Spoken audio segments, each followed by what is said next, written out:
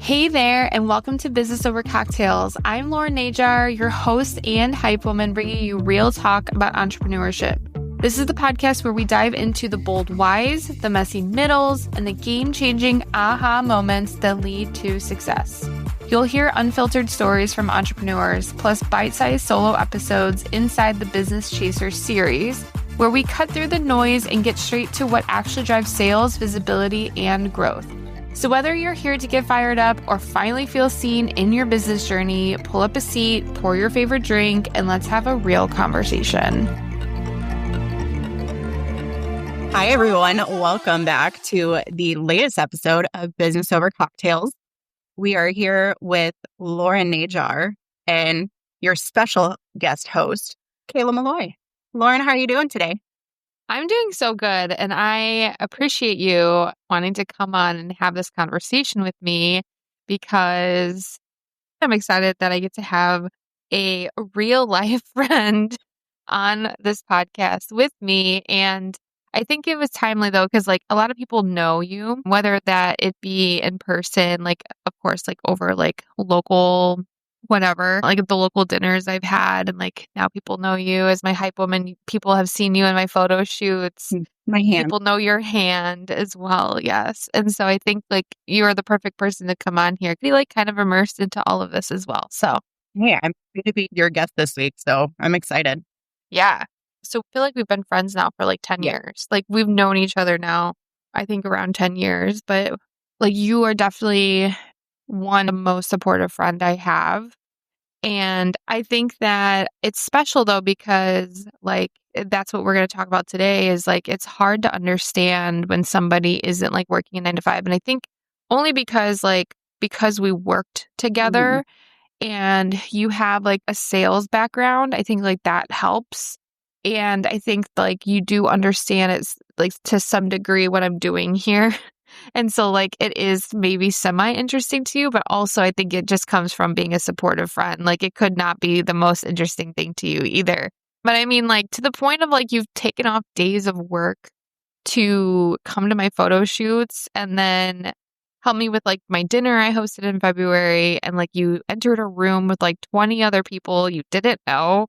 And of course, you weren't going to stay by my side the whole time. So it's just so cool to have a friend like that. And I know that that is so few and far between that people just don't do that. When you are on this growth journey and entrepreneur journey and it's taking you all these different directions, people shed people a lot. And it sucks, that's part of life. I get that. But it's not common to have long-term friendships, especially when you're trying to grow something big or multiple things in my case. Yeah. And I mean, I think it definitely helps because here's the thing. We worked together at a bank for what? I was there coming up on 5 years. And of that time, we were probably good friends and starting to be close friends more within the 3.5, 4 years of my time there. And I think in that instance, we have known each other for a decade now. And I think, we are very similar in the idea of, we have that customer service background. And I think that definitely plays into it with that understanding. I'm a firm believer that everybody needs to work with the public and in some degree, whether it's retail, food, in our case, it was banking. And it helps you get a good grasp of different personalities, everything.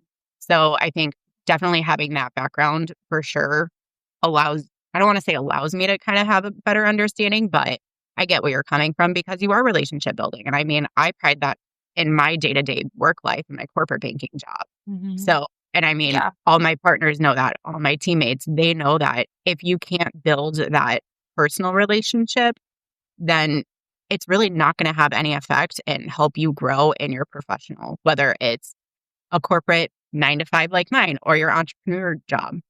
Just having that, it's easier for me to understand where you're coming from because we do kind of have a lot of those same values within our work and our work ethic in that instance.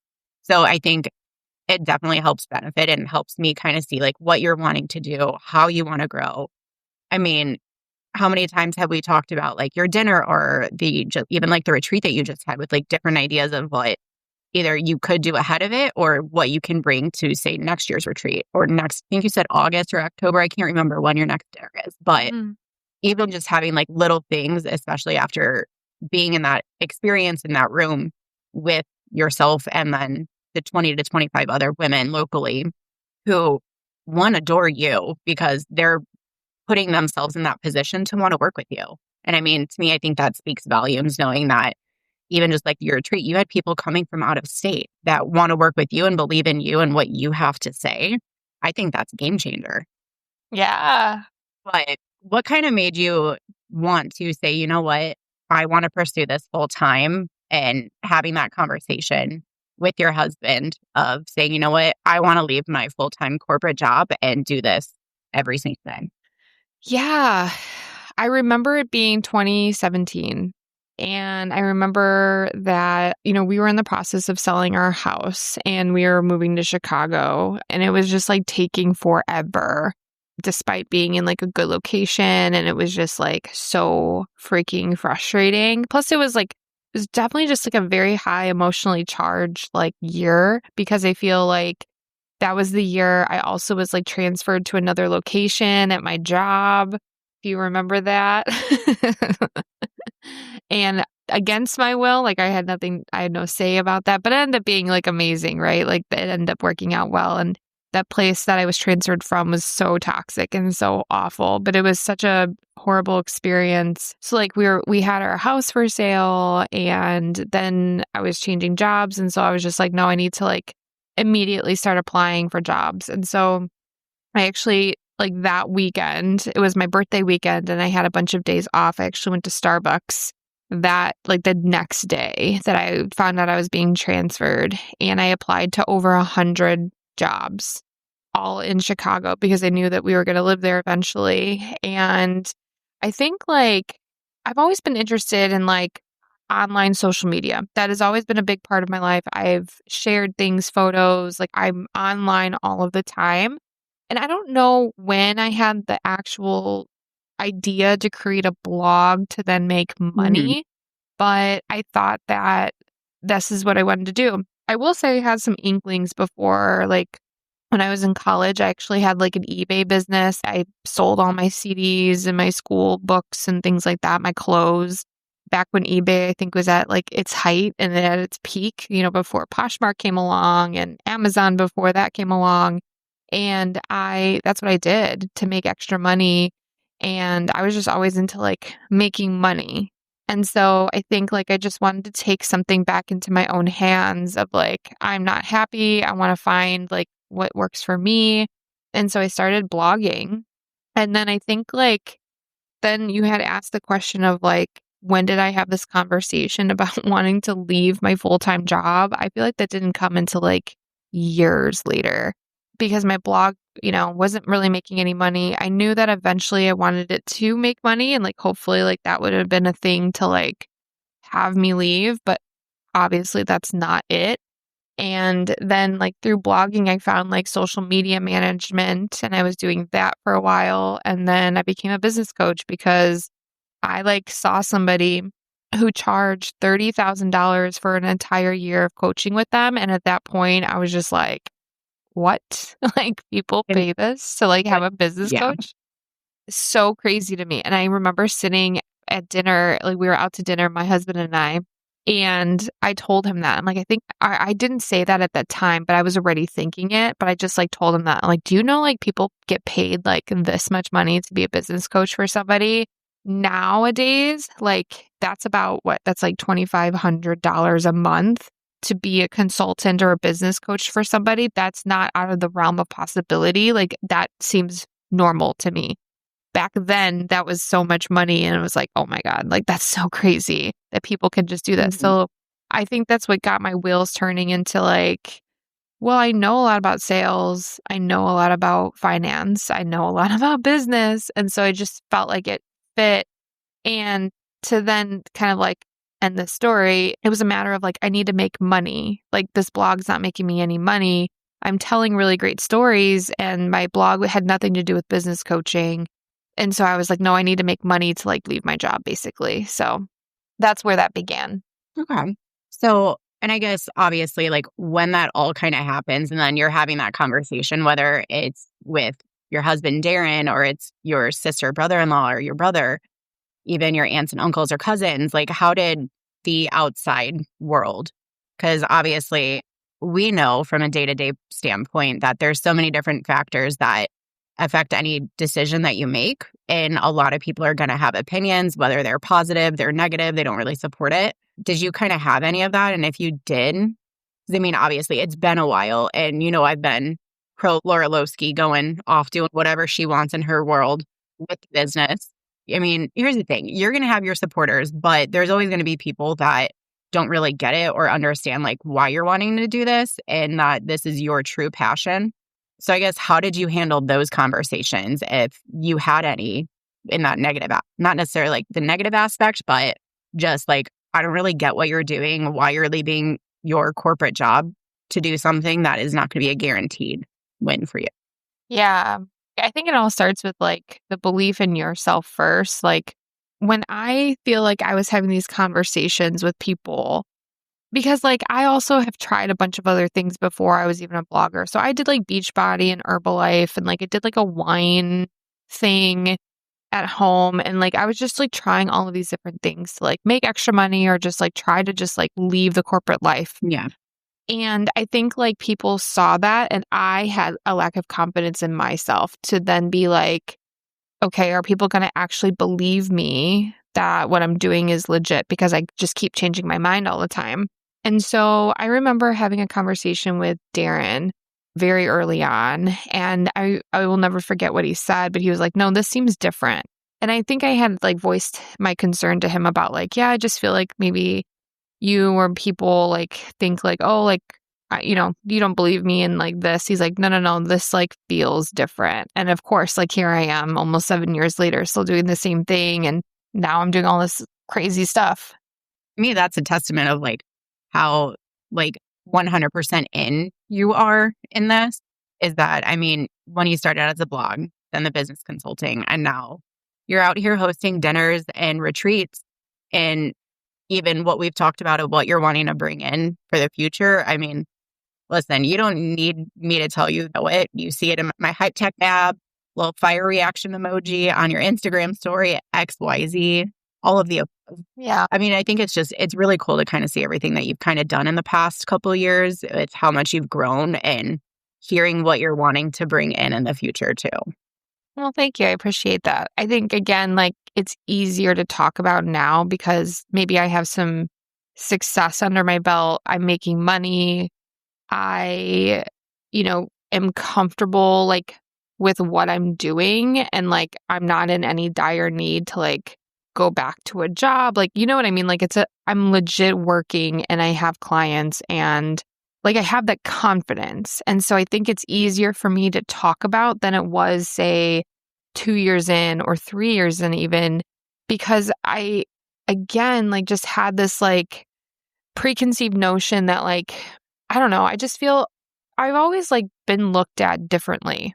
Like I think that was just how I grew up. Like there's just like certain things that I wanted to do in life or live somewhere or go to college somewhere different and maybe out of the box than maybe some of the people that were around me like were thinking. Like I remember my mom and we butted heads all the time because of just like she just judged me for all the things that I wanted to do all the time. And it was just like, I now know like as an adult, like that's definitely like a projection on her. And maybe like she was unhappy with like maybe what she was going through or, she went to school for business, but then ended up not doing anything with it. And I think she was just always trying to find something that was good for her.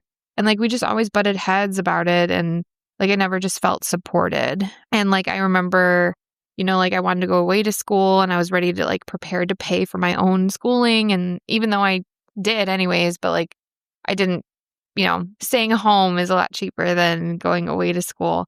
And I just remember like I got accepted to some universities that I paid the application fees for and I was really excited. And she was just like, I don't care, you're staying home.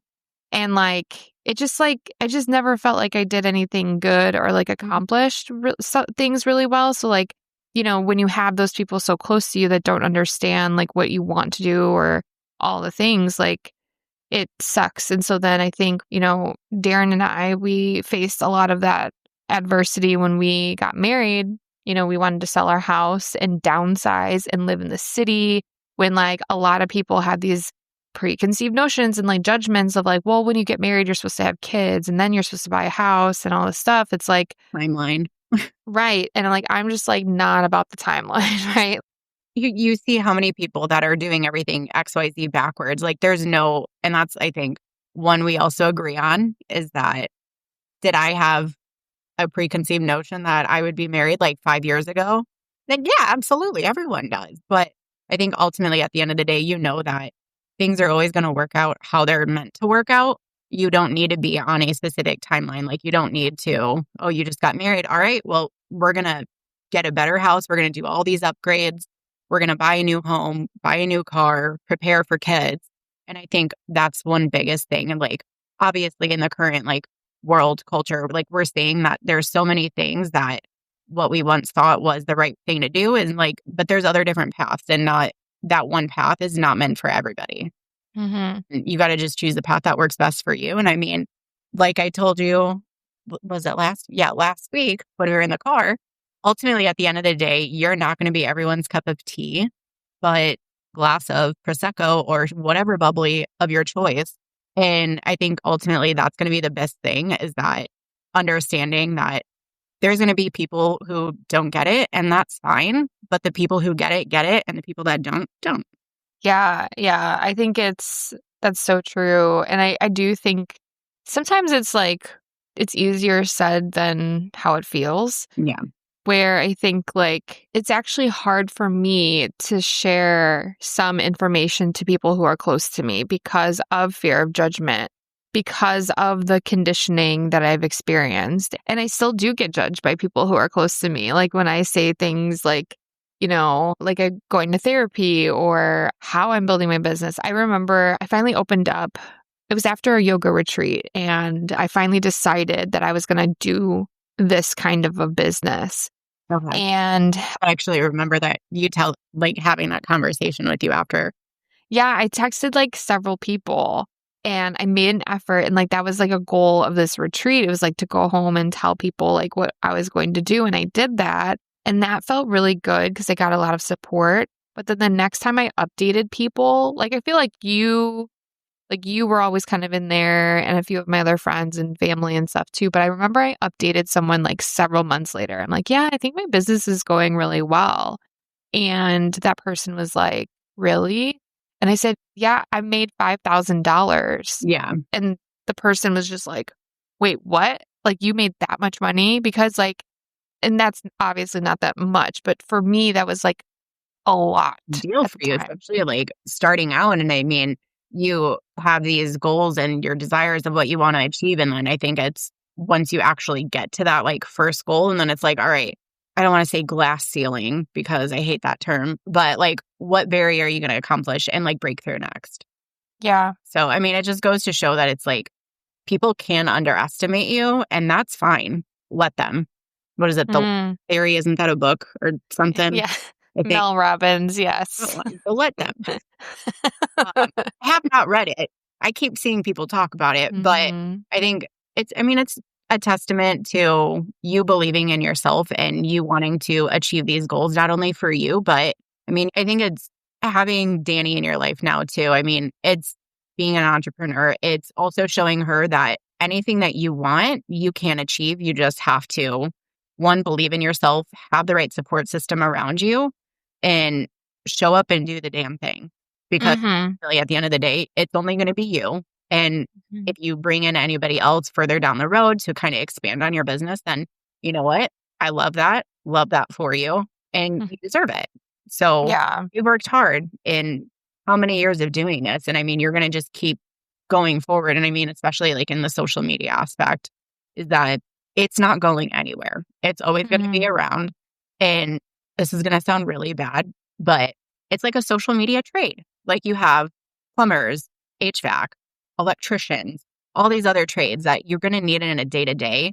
And I mean, social media is not going anywhere. It's only going to keep progressing and keep moving forward. So I think having that space and something that you have that niche in I mean, it's clearly been working for you. So why stop? Yeah. There's a trend that's been going around a lot lately, but I've also seen it maybe a few months ago. But it was something like your success is on the other side of cringe. And like, not that I feel what I do anymore is cringe, but I feel like sometimes if I actually put a post out today that I actually felt like maybe it was a little bit cringy to maybe some people, but people are judging you as to why you're sharing these things on social media. And like, whatever, to each their own. There are some people like that don't go on social media every day or just use it to scroll, and that's fine. That's my job. So like, I actually don't scroll for hours on a day. I don't use social media actually that much for personal use because I'm on it all the time for business use. Yeah. And so like I had a post today actually that was talking about like my cancer journey, and I put it on Facebook. I didn't put it on any other platform, but like Facebook is where a lot of personal people that I've known from like high school or like work or friends, things like that, that's who's on my Facebook. And so like that is the only place where I feel like there's judgment or maybe possibility of judgment. Again, it's all in my head. But like I love how that trend is becoming a more of a thing where it's like, yes, be cringy. Like be the person that people are going to judge because they're going to sit in their basements or sit in their homes and be unhappy and just doom scroll for hours on end when you're doing the work to then show up and like, and another thing too is I was actually thinking about this podcast and like, me and you were talking before I think I hit record, but like how eventually I would love to do these in person at a bar, at a lounge or something. But like, I wanted to really just start the podcast as well and have these conversations because I think it's really important. And then as I continue on, we will introduce in-person stuff. Like right now, I'm just like learning as I go and I want to do this. And so like, I know in 2 or 3 years when I look back and I will probably like look at the video quality and I'll look at the sound quality and I'll probably like, ooh, that could have been better. But I'm going to listen to episodes like this and be like, oh, like, that was really good. Because like I do go back to like my old Facebook lives that I have in my Facebook group and I see like I was sitting on the floor and there's laundry baskets behind me, or I was in like what I know to be my t-shirt that I wear to bed. Like it was like a big oversized Miller Lite t-shirt and I have my glasses on and I just got done at the gym. And so like, but I showed up though. And that's the biggest thing. Yeah, you're still doing your job and it's what you love. So, and I mean, like I said, whether people support you or not, I mean, my personal thoughts on marketing and word of mouth is the biggest thing. Whether it's anything positive or negative, they're still talking about you. So, I mean, ultimately, you win in the end because your name's still coming out of their mouth, or whether it's coming out of a social post, anything like that. And it's like, I think obviously, given the social media world, there is so much to it. And there's so many people that are just putting their toes in that I know you've worked with. And regardless of those outcomes of those partnerships or those clients, I mean, it's all a learning experience. I mean, look at how you just said that you can't wait for in a couple of years to kind of look back at like these beginning podcasts. And it's like, it's also the growth that you've had too. So, I mean, it's a huge thing because listen, I told you, I'm excited to see where this all takes you. And I'll still keep showing up to your photo shoots, being your little B-side camera roll, behind the scenes content creator. So all those dancing videos, yours truly. So just putting it out there. Yeah. Yeah. And even when I'm making $10 million a year, I'm still going to treat you to Robert's Pizza in Chicago. Fries are Go. I'm a sucker for some fried cheese and fried potatoes. So no, I think if I'm making, millions of dollars a year, maybe we'll spring for a steak dinner. Share a bottle of red wine. Oh, potatoes. There has to be some sort of potatoes because potatoes in any form. We can get multiple potatoes in this case. Honestly, just give me a potato bar. That's Ooh. for a wedding. So. Oh my God. Multiple potatoes in this case. Honestly, just give me a potato bar. Okay. So I want to ask you questions and then we can kind of like talk about this too. But what should people not say if they want to support a friend in business? because you can think about this, but I wanted to preface something. It's something along the lines of like, I can relate to this as a cancer survivor. I had Hodgkin's lymphoma, and if you simply just Google Hodgkin's lymphoma survivorship rate, it's like 80 some percent or something. And then like, it might be even like the 90s, but like, then if then you can look up the survivorship rate of like, if you have it a second time, then it drops to like 80% or something. And so like, I've heard this and I've been told this, and I've been like, oh, you have the easy cancer, or oh, that's not, doesn't seem that bad. Or I was judged for like going out like during chemo treatments and stuff. Like there was times where I would go out with my friends. I wouldn't drink because it would make me feel really awful. But I was 24 years old. Like, of course I'm going to go out if I feel good and like up to it. But like, because I was doing those things, like pictures of me were on Facebook, like there's just like, everyone just thought I had like this easy time. So it's like, oh, you had the easy cancer. Your treatment doesn't seem that bad. Or like, and it's just like so crazy. Like people would even say that to a cancer patient. Well, and especially because like, one, it's not uncommon knowledge. And especially because 9 times out of 10, you're going to know somebody that has either had cancer or know somebody that is going through it. So I think one, that's absolutely insane. I know obviously we didn't know each other at that time. So I obviously know the stories from you and all of our other friends of like what that time was like for you. And one, completely ridiculous and insane, because no one knows what goes on behind closed doors, and especially in cancer treatment. Like it's not uncommon knowledge like how rough it is. And for one, I would have beat somebody down if I said that in my presence to you. Hell, Yeah. no. There are certain lines you don't cross. And I mean, you're going to get that no matter what, and what decision and what life choices that you make. There's always going to be people that are judge you and give you grief about it. I think to kind of go back to your question, like things not to ask about it is like, well, is this even a good idea? Because one, like, that's just showing that you don't have faith in that person. And if they are somebody that you truly value in your life, one of your good friends that you've known 10 years, like us, it's any life choice that you make, whether it's career, a relationship, having kids, not having kids, moving across the country. It's like anything that's being said in a non-supportive light, they aren't going to want to talk to you about what their next steps are in their business. Because I mean, here's the thing. You're going to get people who, like I said, don't approve, and that's fine, because ultimately you're building this foundation and this support, this community around you that love what you're doing, that want to see you grow.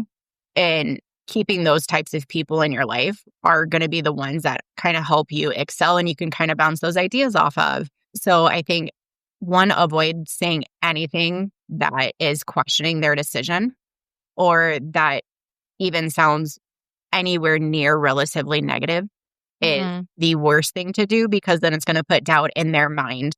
And as you said, you want to have faith in yourself, because ultimately at the end of the day, you're the one that has to show up and do it. No one else is going to do it for you. So you have to be that positive person in their life, because one, there's going to be other outside factors. There's going to be other people that aren't going to understand what you're wanting to do and accomplish. So having that good support system who actually believe in you and are interested in taking the time to ask you about your business. Oh, what are you doing for your next retreat? What are you wanting to do? What are your next photo shoot ideas? Even like the branding. Is it branding? I think that's what it is. Your business branding. I know when you were kind of going through this, you were kind of bouncing ideas and like telling me what thoughts you had. And I mean, I'm probably the number one hype woman when it comes to that. Yeah. And I love it because it's exciting, because one, it's something that you're passionate about. And I know that if I was in that same boat, I would want that same passion. I know I would get it from you. So that's kind of my take on it. Yeah, there's a couple of things I want to talk about. Like, so you had said, like, don't be negative. I think it's important to like read the room. That would be like how I would say that is like, there's been times where I've been very excited about something, and then the response back is like, oh, well, just be careful. Or like kind of like what you said, do you think that's a good idea? There's a difference though of like, yes, I want my, closest family and friends. I want them to give me feedback, and I am accepting of feedback. I have a very strong opinion and I can be stubborn, but I think that over the years, like with you, like again, for me, I feel that you are open and I feel like it's safe. That's why I am able to bounce ideas off of you. And like, that's why I do that, because I feel safe doing that. And you have done a good job of making me feel safe, where you're not just brushing it off, but also you seek me out to ask questions. And then that also reinforces me to be like, oh, this is someone I can confide in. Mm-hmm. And I feel like I don't have a lot of that. And so I think like I just want to stress the difference though of like, if someone in your life is being reckless and just like crazy, like trying to build a business and doesn't work, like, of course you want to give constructive criticism, but like in a way that feels safe. And like, like if you saw me like unhappy or not passionate and you saw me like neglecting my health or something, like you would probably say something to me. And I think that you have, like, I can't think of like a certain time, but like I feel like you've questioned me in a way of like, do you feel like that's going to make you happy, or like do you feel like that's too much? Like, if I don't know what situation it was, but it was you've done that before, but in a way that I was not offended or anything. And I think like that's the best thing I could say, because it's not about like, oh, like be your hype woman 100% of the time. It's like, be supportive. Well, and I think it's also like taking a genuine interest. And I mean, I know social media to a certain extent. You're going to know it more tenfold than I do. And I think I don't need to 100% understand the ins and outs of what you do on a daily basis, what you're doing on your Mondays through Thursdays, because I know Fridays are Danny Fridays. And I think it's more so just taking an interest in general, because one, it's also showing that, hey, like, I may not understand exactly what you do. This is your bread and butter. It's not mine. And that's great. But it's also still showing that I have an interest in you and what you're doing, because you are one of my good friends. I want you to succeed. I want that for all of my friends. And I think it's just showing up, asking how everything's going, or even if your event, texting you. Can't wait to hear, like, I think I had even after, because I know you, myself, and Rebecca had kind of met up for drinks before because you were a little nervous, which is fine. Like, it's going to happen. It's your first big event like that. And just showing up, taking that interest and being part of it. You don't need to 100% understand exactly what's going on, but still showing that you're supporting your friend because this is something that they're passionate about is a game changer, because then they, like you said, you know that you can rely on me to bounce things off of, even just having a quick idea. You have that support system, and that shows when I know we had that dinner, and one, love that all of your clients adore me, because that's wonderful. Love that. But it's also showing that you can incorporate that personal with your business, and not everything always has to be separate. Obviously, there can be boundaries, but if someone who's taking that genuine interest in your business and wanting to have that around within events, anything like that, I think it goes because you have that support. You have that person in your corner that you know is going to support you day in and day out, regardless of what decision you make, because ultimately it's what you want and it's your business. You can do whatever the hell you want with it. Yeah. So why, and we can both answer this question too, like, why do we think people pull back their support or like just stop supporting? And, we can say like judging and things like that. So why do we think like people don't want to support like people building a business? Or I would say building a business, but like ultimately chasing something bigger. Yeah. One, it's scary because, I mean, you don't know what's going to happen. You have these goals and aspirations. And I mean, it's a huge leap that you're taking. And I mean, it could be something as simple as John Smith, random on the street, judging you for whatever decision you make. But he, you know what? He probably hasn't had to experience anything like that. So I think it's something that idea of not being like supportive, judgy, etc., is they haven't gone through something in their life that's making them question the decisions that they've made and wanting to better themselves. And I mean, it's going to happen. You're going to get those people who just give you like the, what is it, bombastic side eye. Uh, that's fine. Like I said, it ultimately at the end of the day, you're going to get those people that do that. Let them, because Mm, you are building the community with your partnerships locally. Everybody that you've had come in that you talk to around the country. I think you have clients that are overseas as well, which is amazing. So it opens a lot of doors for you. And they're the ones that are going to matter the most rather than the people who, one, they may not even know you and know your personality, know that this is something that you're passionate about. And it's going to suck, especially if it's going to be somebody that you thought, I don't want to say you thought that you can confide in and have those conversations with, but I mean, day to day life, you're going to have people that are close to you, that are friends and family that may not understand or support what you're doing. But ultimately, it's something that you want. You want to better yourself. You want to build this life and this culture community around you, and also show up for your family and have that family time too. So, I mean, you're doing what's best for you. And I think that's truly the end goal of what anybody wants. So, you're going to have those people that suck, plain blank, and you just have to keep powering through and keep doing, create a list. You know, I love lists. Wonderful. Create a list and start marking those items off. Whether you have the people that are supportive of you, whether they don't understand it, they have to answer that same question multiple times over. It's fine, because mm-hmm. I think you're still doing what you want to do, and that's what's making you happy. And your happiness is more than anything. And that's truly what should matter. And if people don't get that, then water under the bridge. Yeah, no, it's so true. So many good points there. I think, I don't know if it's like a part of me just getting older or working on myself and like all the therapy I've, done over the last year. And it could be a mix of all of it, but it really has taken me a lot to learn that people have a lot of projections and it's never about you. It usually is about them. And, again, like just going back to what I talked about with my mom, like I know that that was the case. And for me to be, 16, 17, 18, 19, 20 years old, that's still like, I'm still not quite an adult yet. And I'm hearing this person judge me for whatever I want to do or the things I want to accomplish.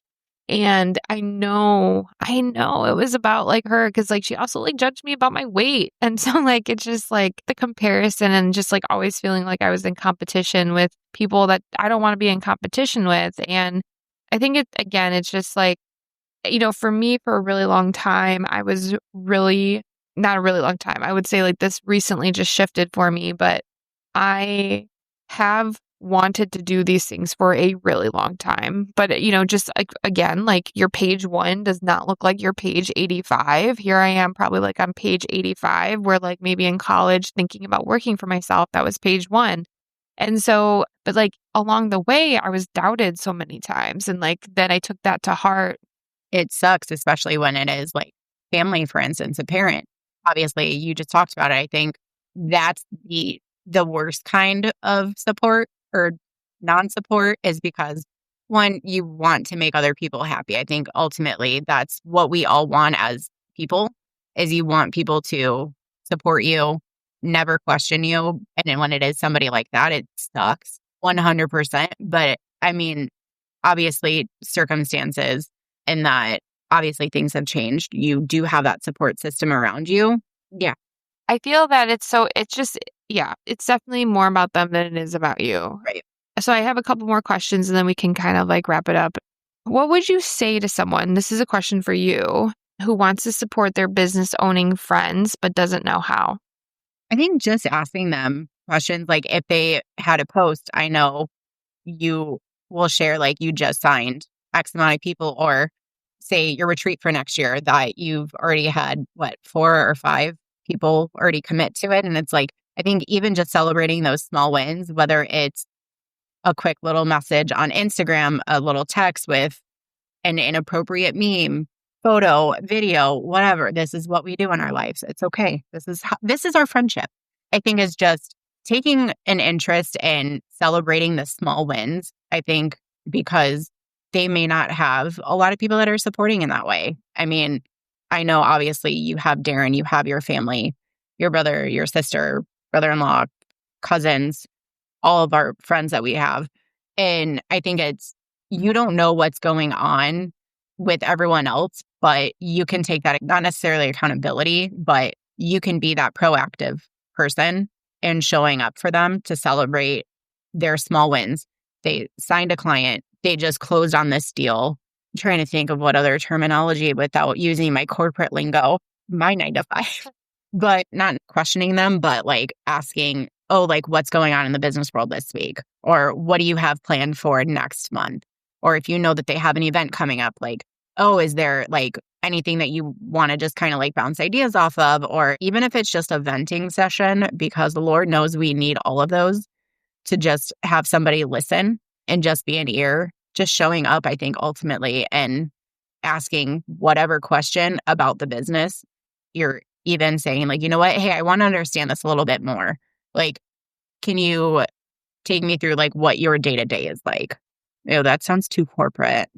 No, that's fine though. I actually really like that. I would appreciate that.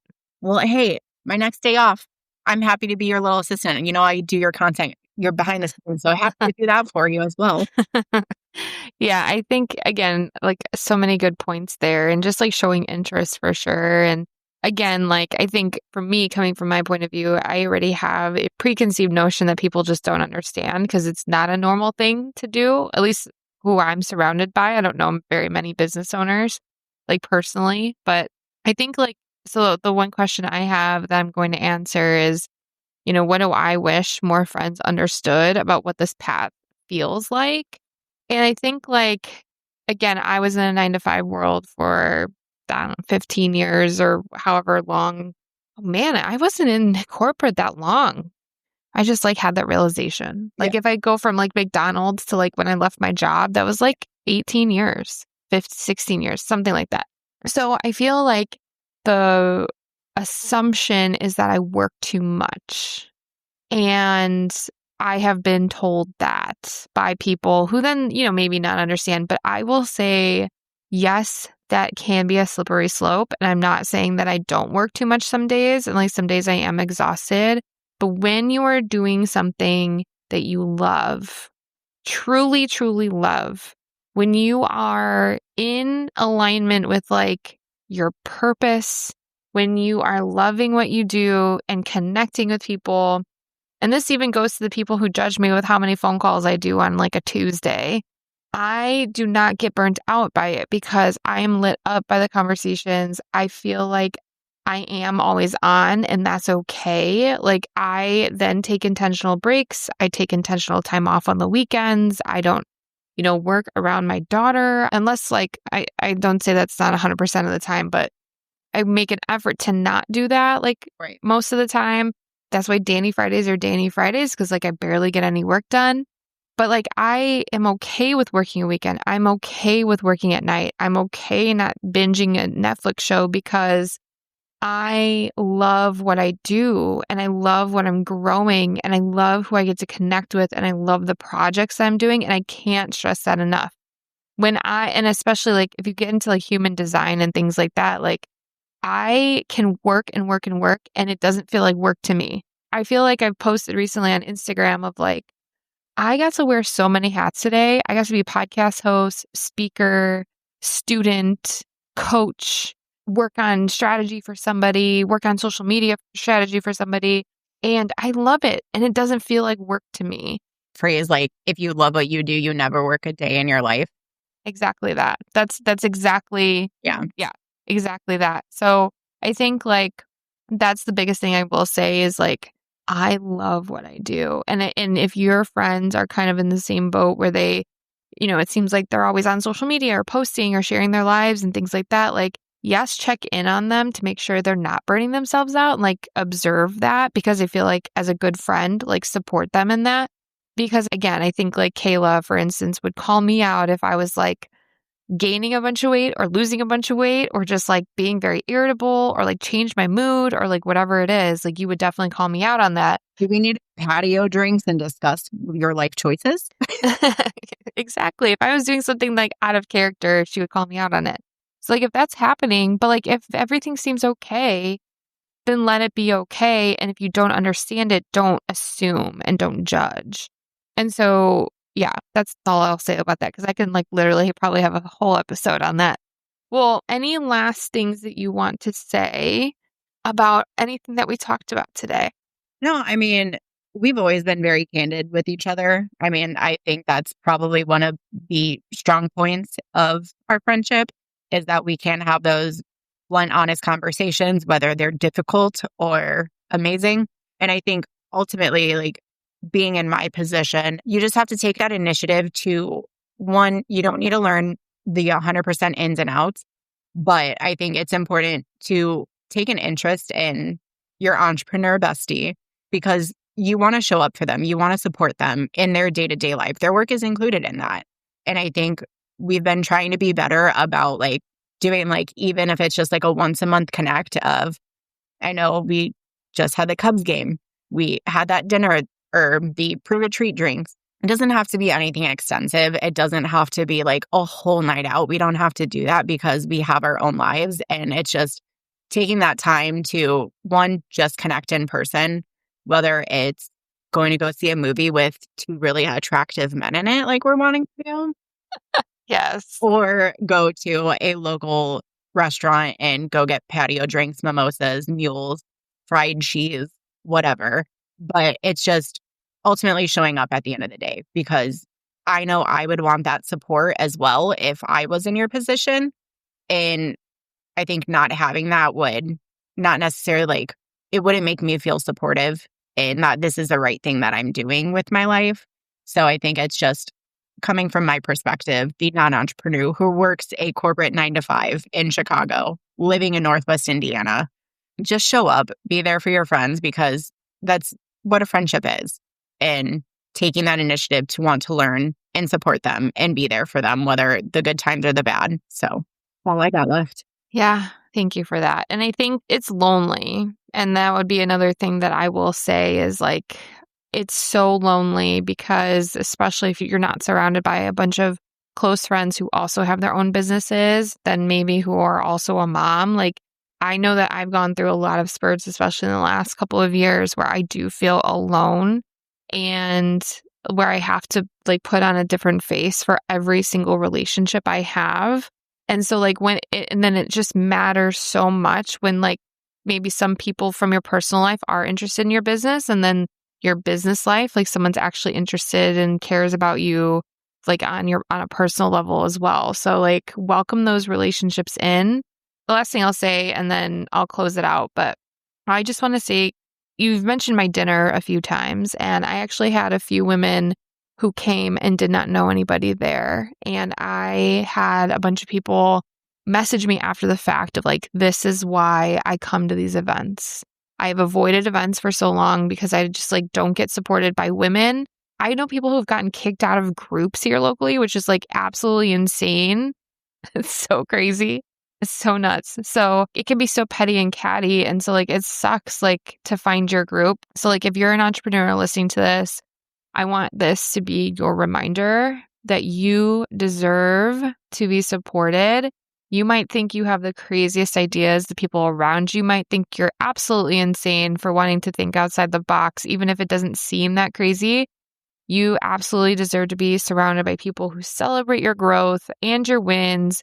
And you don't need to shrink yourself to like then have people come with you. This is definitely something that I have struggled with is I've made myself small because I'm worried to be alone at the top. My thinking now is if I elevate myself, people will elevate with me. You deserve friendships that feel safe. You deserve honest and expansive friendships. You deserve people who are going to support your growth. And even when your path looks different from theirs, who cares? They should be supportive of you and you deserve that supportiveness. Is that a word? I don't know. Well, it is now.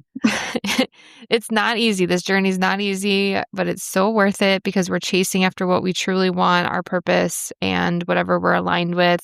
And not everyone is going to understand the late nights. Not everyone's going to understand our big dreams or even the risks we take. And even like the closest people to us, spouses, partners, they don't understand those risks.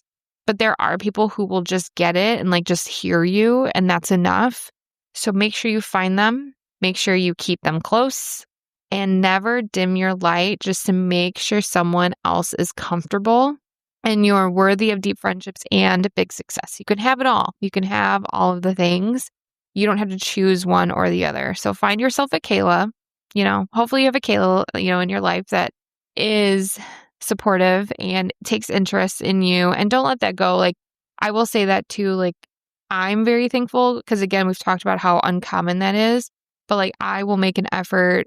Even like I'm a mom and I'm running all these businesses and I'm a wife and I have all these hats, but I try really hard to then think of her and check in on her and her love life and what's going on with her. Like, I really try hard to remember those things as a friend too, because it goes both ways. It doesn't matter like, oh, I'm running a business, I'm so busy. That's not my excuse. It's I still have to show up and be a friend as well. That's what makes the supportive relationship work. And that's the same thing with anybody. It's like, I have people that definitely support me, but I want to be supportive back to them. So I want to say thank you, Kayla, for humoring me to come on. Of course. My only kind of like closing comment, it's okay to be selective, be choosy, be picky with the people that you surround yourself with as well. Because to your point, you are going to see all these communities that can be very cliquey. And if that's not your cup of tea, again, that's fine. You are not bottom shelf brunettes or malort for some god unknown reason. You are top shelf, baby. You are the Dom Perignon. Think that's the right pronunciation of that high classy champagne. You're Grey Goose, you're Tito's.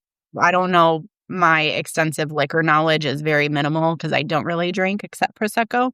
But just remember, at the end of the day, you are top shelf. You are not bottom. Yeah, that is so true. Well, with that, we'll just close it. But thank you. Of course. Thanks for tuning in to another episode of Business Over Cocktails, where real stories and bold business moves come to life. If this episode lit something up in you, share it with a friend, tag me at Lauren Najar or the podcast page at Business Over Cocktails. Make sure to leave a quick review as well. It helps more than you know. Until next time, keep chasing what matters and building the business that feels like you. Cheers.